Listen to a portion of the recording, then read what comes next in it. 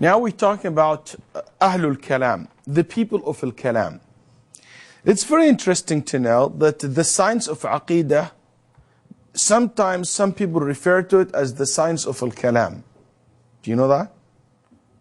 It's a common use in the 4th century, 5th, 6th, 7th, 8th century, or maybe 6 and up. It will be known as Ilm al-Kalam, the science of Kalam.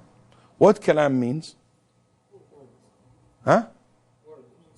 Talking, speech, talking.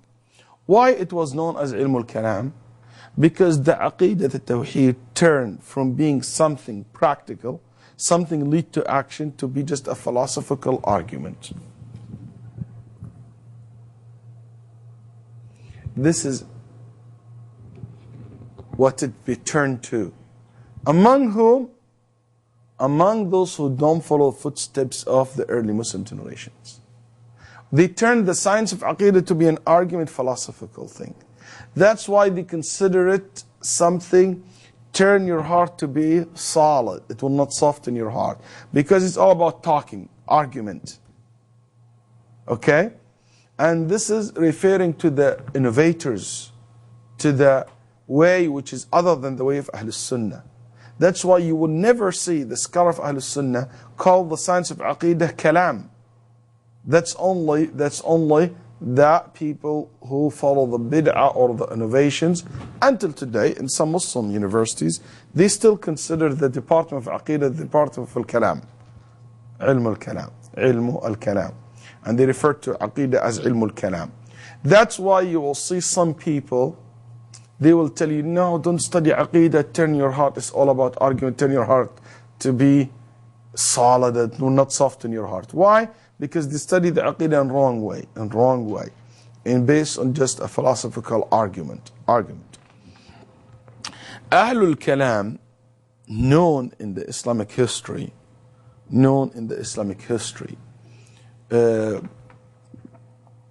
also been said, Ahlul Kalam, there is another reason for calling Ilm al-Aqeedah as the science of Kalam, besides it's all about talking, argument.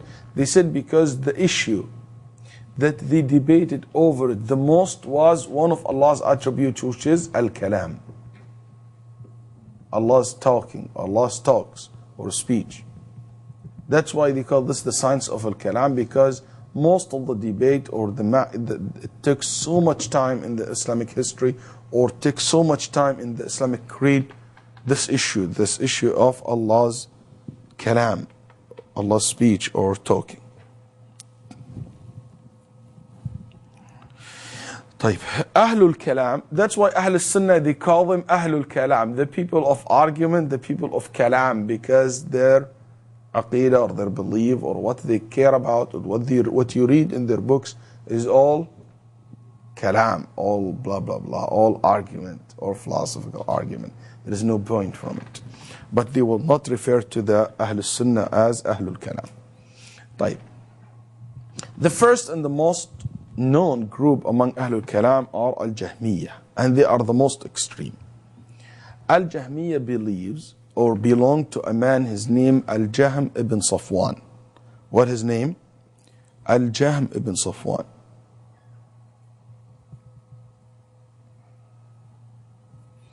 Al-Jahm ibn Safwan, who took this idea from his sheikh. His sheikh known as, or his name was, Al-Ja'd ibn Dirham. Al-Ja'd ibn Dirham. Al-Ja'd ibn Dirham took this idea from a man, his name Bayan ibn Sam'an. Bayan ibn Sam'an studied under a man, his name Talut. Talut is the nephew of Labid ibn al-A'sam, the Jews who made or performed magic on the Prophet ﷺ. The Jew guy in Medina, the magician man in Medina, who have made magic against the Prophet ﷺ.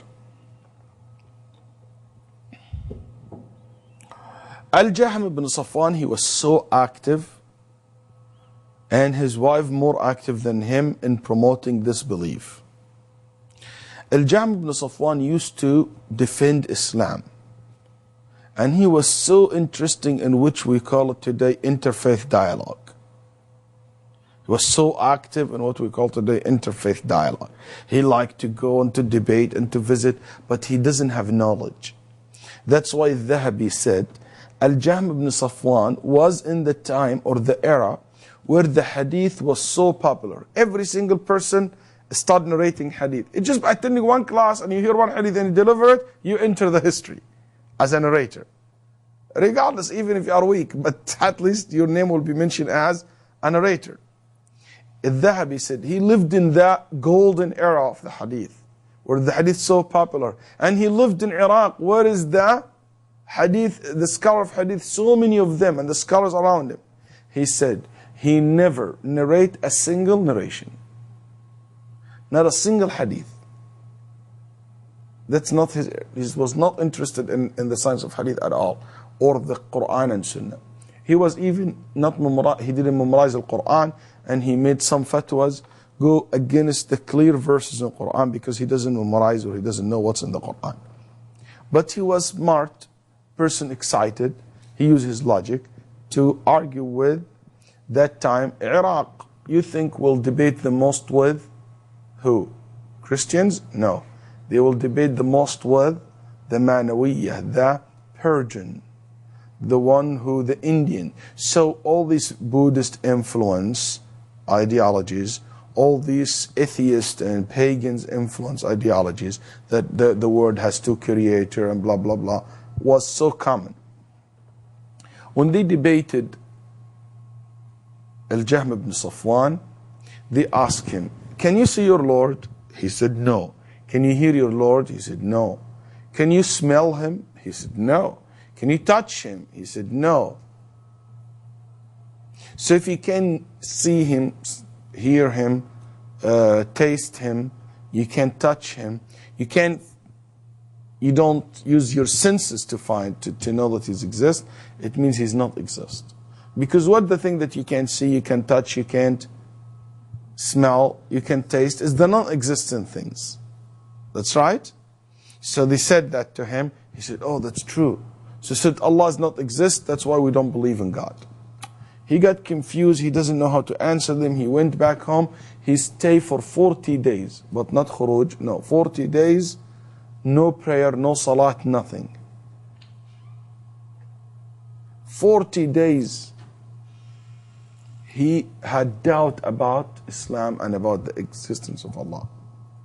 After 40 days, he came back to these groups of Indians and he debated them again.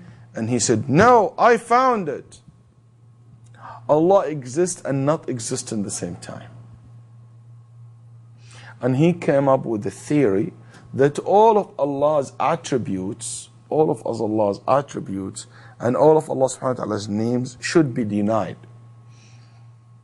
They are not exist. So we only describe Allah with negative things, with negations.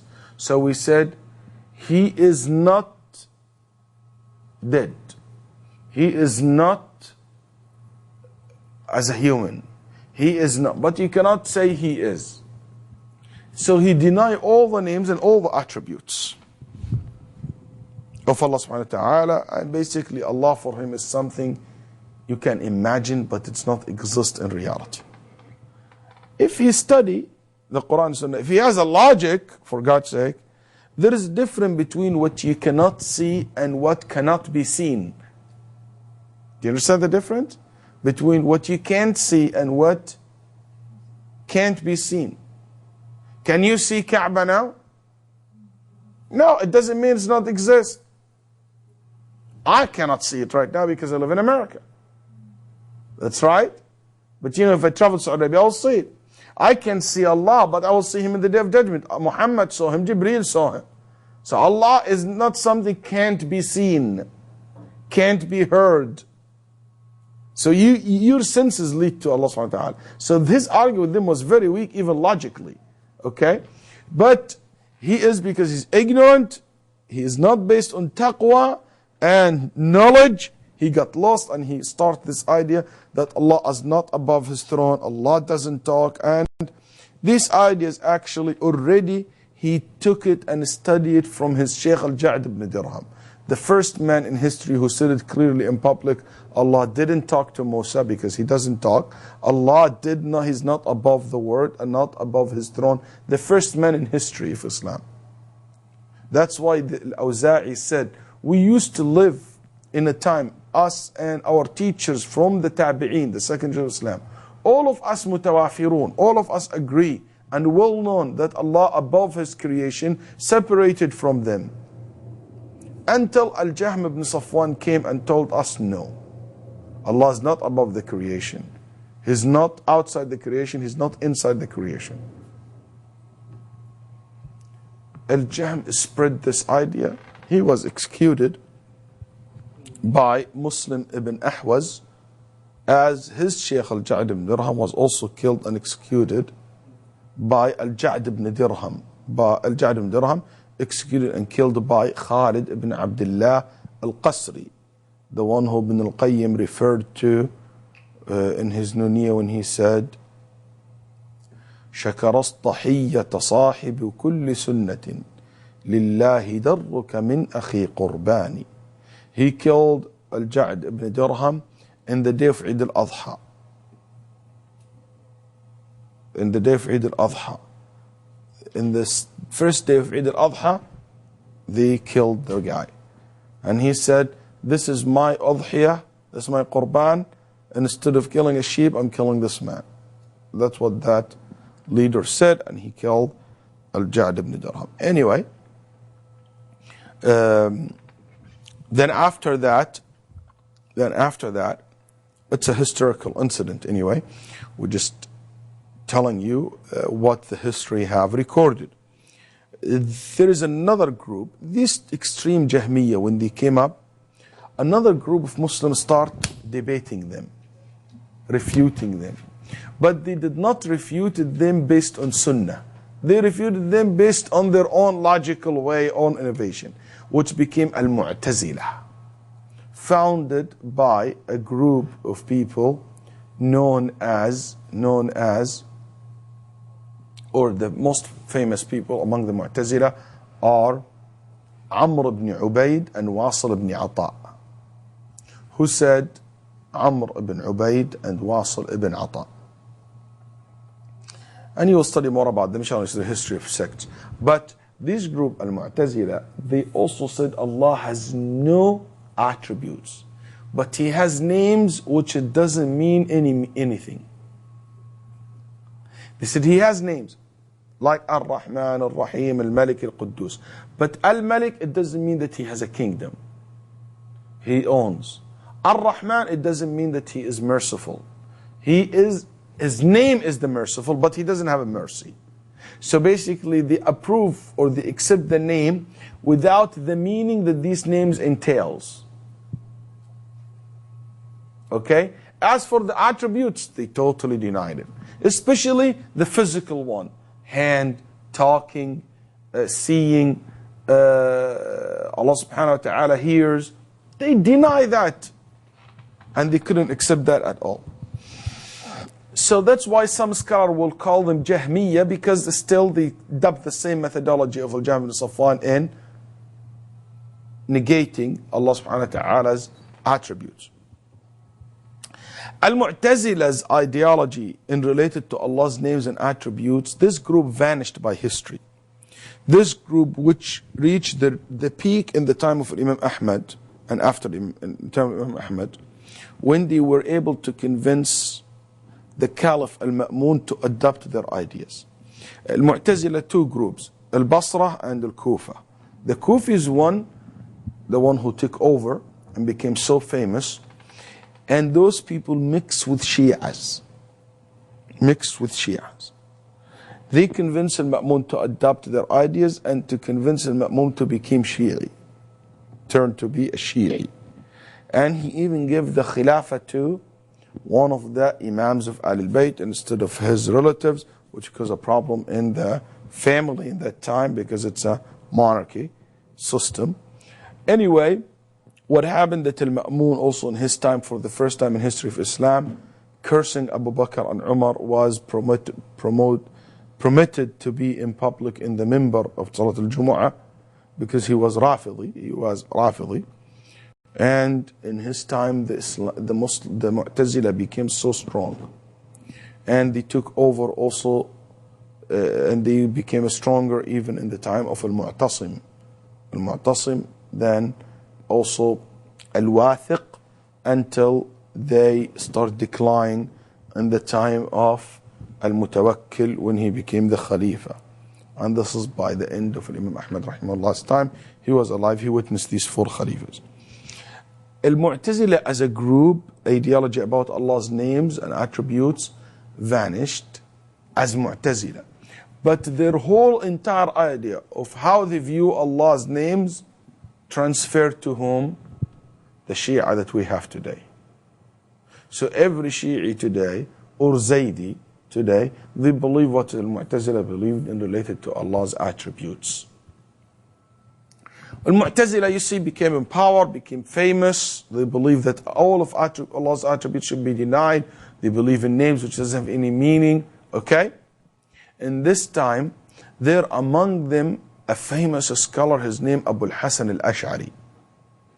Abu al-Hasan al-Ash'ari, who was a Mu'tazili, pro-Mu'tazili. He had an argument with the Mu'tazili about several things. He broke out, but he broke out from them by and influenced by a man, his name Ibn Kullab, which is the founder of a group called Al-Kullabiyah. Al-Kullabiyah. Ibn Kullab, he is the brother of very famous scholars among Ahl Sunnah. Ahmad ibn Sa'id ibn Qattan. He's a great scholar of Ahl Hadith. His brother is Muhammad ibn Sa'id ibn Kullab. He was called Kullab, comes from Al-Kullab. You know what's Kullab? It's a hook. Kullab, it means hook. You know the hook? The hook. In the old days, when the what do you call that? The one who take the sheep outside to eat. Shepherd. He has a hook. When something falls down, he will pick it up with the hook. So it's became easy and handy. He doesn't need to stop because he's walking. So anything fall off, he collected with kullab, with hook. Okay? So that's what the word hook, kullab, that's what it is.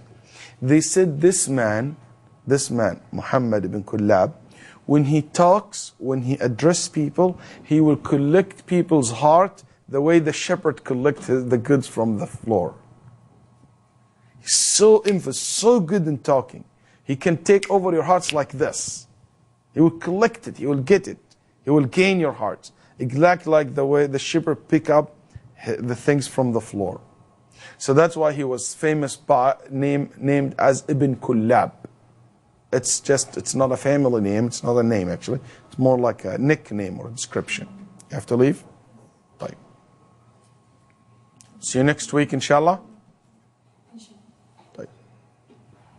So basically that's what happened. He became famous, very influential person. He was able to influence also Abu al-Hasan in that time. And he has his own school of thought, and those are Kullabiyah. In the same time, also there is a very famous student of Abu Hanifa, a very famous person, his name Abu Mansur al-Maturidi. Abu Mansur al-Maturidi, who basically most of the Hanafi today follow him, and he has a great influence over so many of the Hanafi scholars. His name Abu Mansur al-Maturidi established something called al-Maturidiyah. So you have Abu al-Hasan al-Ash'ari establish the Ash'ari group, and you have Ibn Kullab al-Kullabiyah, which became almost not exist because these all vanished or became part of the Ash'ariyah, part of Maturidiyah. طيب. Maturidiyya, they are more linear towards Mu'tazila. Ash'ariyya more linear towards Jahmiyya. Okay? Anyway, Kullabiyya more linear towards Ahl Sunnah. to Ahlul Sunnah. Abu al-Hasan repented in the end of his day. You're going to study this in details when you study the history of sects. What I'm trying to say here, what is the so common things between these four people, four groups? They are among the people of Al-Kalam because also they did not base their argument in the matter of Aqeedah based on what Allah and His Messenger and the companions and the early Muslim generation said. They based on a philosophical argument. So they are part of Al-Kalam in that sense. Two, when it comes to Allah's names and attributes, they are mu'attilah. Why? Because, and I will choose only the Ash'ariyah because most of them around, Ash'ariyah represent all the other three, the Kullabiyya, the other two, the Kullabiyya Maturidiyya, because they are the famous. They said, we only believe in 7 of Allah's names, or 14, sorry, of Allah's attributes. And by the way, Ash'ariyah, one of the great things that they did, that they refuted Al-Mu'tazila so much. They debated Al-Mu'tazila. They defeated Al-Mu'tazila. They really grounded them. They defeated them so many times. They wrote so many books against them, against the philosopher, against the Jahmiyyah. But again, the problem, they defend Sunnah by using bid'ah, innovations. Okay? So they cause also another more damage to Islam and to the Sunnah of the Prophet ﷺ because the methods that they follow was not correct. But anyway, those people believe that Allah can be described with 7 attributes. Which is, they said, they came up with these 7, they said because this is the only 7 that the logic lead to. They said, Allah subhanahu wa ta'ala, we see that Allah subhanahu wa ta'ala has knowledge. Because how perfect this word is, it means that He has knowledge. They said also Allah made people different ways. Black, white, tall, short, women, men, male, female, rich, poor. So He has will. He has will, irada. Okay? Then He said that greatness of creation shows His capability, qudra. So they said since He has knowledge, He has capability, He has will, these 3 things cannot be in a dead thing. The one who has these 3 must be alive. So it said that the 4th attributes that He is alive. Life. Then they said any life will not be complete without seeing and hearing and talking. So they said 3 brought 1 and 1 brought 3. Did you get that? 3 things prove 1 and 1 prove 3. Just as a code for you to remember. Knowledge, will, capability lead to life. That He's alive. And Him being alive entail 3 things. Talks and sees and hearing. So they said this is the 7 ones that we believe in. Some said 14, which is the opposite of them. They said so He's not deaf, He's not blind, He's not. So this is 14. They said that's it. Other than these 7 attributes, we don't believe in anything else. So that's why it's so funny for me when I hear the Asha'ira saying that Allah's hand means power. Okay, you don't believe that He has power. First of all, when you guys lay down your belief, you don't believe in quwwah, in power. You guys don't believe in that. It's not one of the 7. You see what I'm saying? It's just so wrong, you know? Or they said His bounty, or you don't believe in that. You just believe in 7, that's it. Or some of you believe in 14. But the madhab based on 7. So, that's what Abu al-Hasan al-Ash'ari came with as a middle ground. Between the Mu'tazila, he denied everything. And he said in the other extreme, the Mumathila, who said Allah like His creation. But those people were ignorant of what is the madhab of As-Salaf As-Salih was. In Allah's names and attributes. They were not used because all the knowledge that they learned in their youth was taken from where? from the Mu'tazila and the Jahmiyyah's argument, the philosophical argument. That's why Abu Hamid al-Ghazali, before he died, was so happy that he was exposed to what? Sahih al-Bukhari. He died while he's reading Sahih al-Bukhari. That's why if you read the books that he wrote during his youth time, Abu Hamid al-Ghazali, Ibn Taymiyyah said, you will definitely know that this man never ever read Sahih al-Bukhari in his life, or Muslim. He is not aware of the main books of Sunnah. And also Al-Juwayni, which is another great scholar among the Ash'ari. They don't know this, so they never studied the way of Ahl Sunnah because their knowledge was taken from the Mu'tazila and others. Anyway, so those people who said that we believe in 7, but what about the rest? What they do? They make tahrif, ta'wil, ta'til for it, which is ta'til for the meaning, ta'til for the meaning. So this is the story behind the Mu'attilah. No, Ibn Sam'an, not the Jew who did the magic. Talut ibn Sam'an is the nephew of Labid ibn al-Asam. Labid ibn al-Asam is the Jew. I just would like to mention something related to Al-Mumathila, the one who said Allah similar to his creation. I said that before, but just for your information, there are two groups, Al-Karramiyya and Al-Hishamiyya. Al-Karramiyya related to a man, his name Abdullah ibn Karram. You might not find this in the book. Al-Hishamiyya, referring to two men, their names are Hisham ibn al-Hakam, and the other person is named Hisham ibn Salim al-Jawaliqi. Hisham ibn al-Hakam, the first one. Second one, Hisham ibn Salim al-Jawaliqi. Both were extreme Shi'as.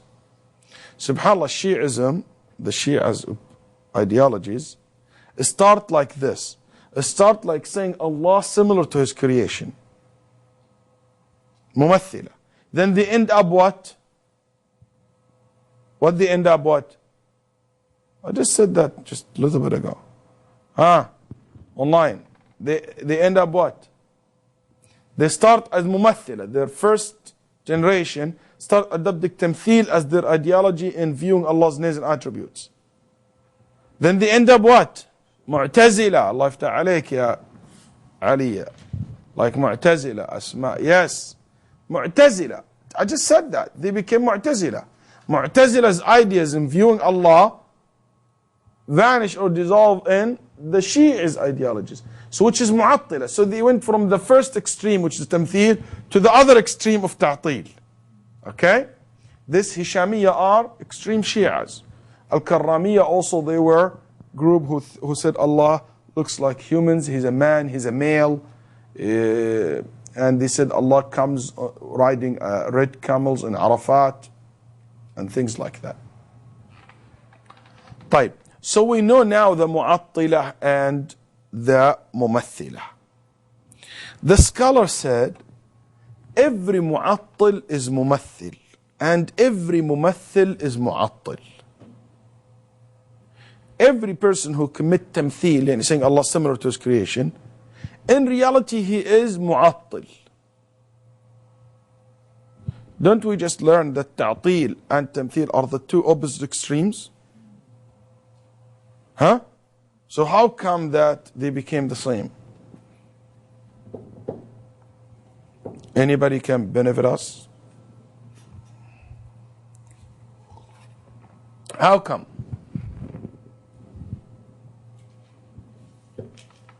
Yalla. Su'al, what's the Mu'attil do? He denied the existence of all Allah's attributes and names. That's right? Okay, listen carefully. If they said Allah is not, okay? What Allah became in the end? Unexisting. So the Tamthil is that basically Allah will be similar to the non-existent things. That's how they are mumathila. The mu'attila who said, it's like when I say, the tree is not this, is not this, is not this. In the end, it's not a non-existing. So the mu'attila, when they said, Allah is not exist, is not alive, He doesn't see, He doesn't hear, He doesn't. So they make Allah similar to the non-existent things.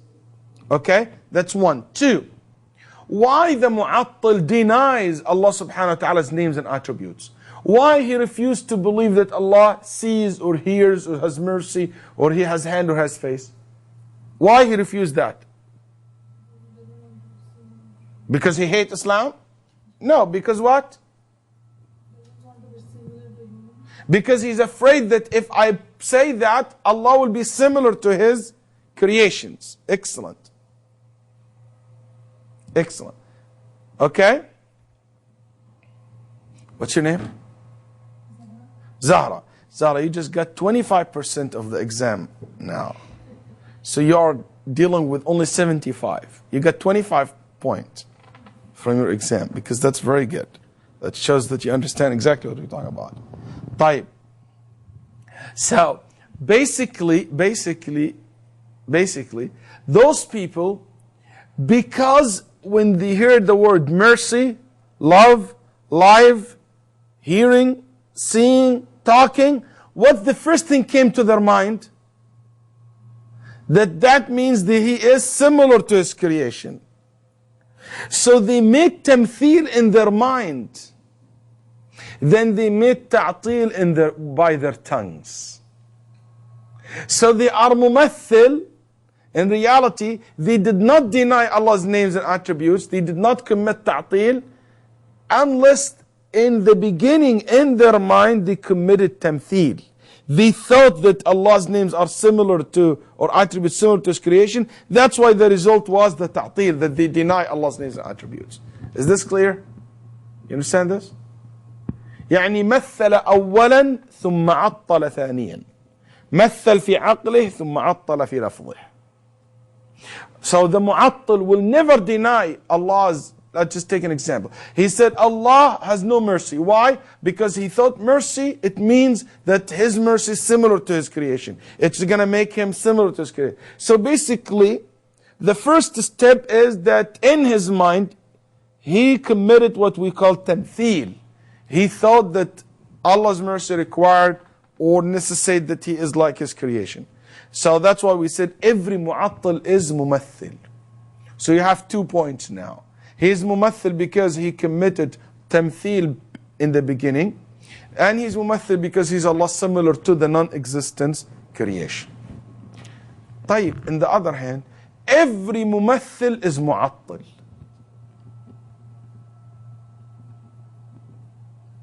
Why? Because when the mumathil said Allah's hand is like your hand, is this really what Allah's hand is? Huh? So he negated the real meaning of Allah's hand. By saying that this is like this, he indeed negated the real meaning of Allah's hand, which is His hand is totally, or the way Allah's hand is. So he committed negation, because if he said Allah like humans, this is not what Allah, that the one we worship. The one I worship is not a male, like the Mumathila said, who has cheek and has a big forehead. They describe him like this. This is not what Allah. They really negate the real God by giving an image of Him. You see? So the Mumathila, indeed they have committed ta'til. They have committed ta'til. Because if he said Allah's mercy like my mercy, that's not Allah's mercy. So basically, the real mercy of Allah, you negated it by saying His mercy exactly like my mercy, or He functioned the way I function. Okay? So that's why we said كل ممثل also معطل. كل ممثل معطل.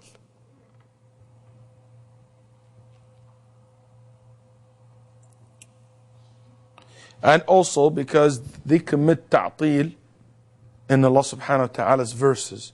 Because that verse in Allah subhanahu wa ta'ala said He's merciful the meaning of it, that His mercy different than anybody's mercy. So if you said His mercy like our mercy, you basically take out the meaning of this, or you negated the real meaning of this verse. طيب, that's basically what is كل معطل ممثل is and كل ممثل معطل is.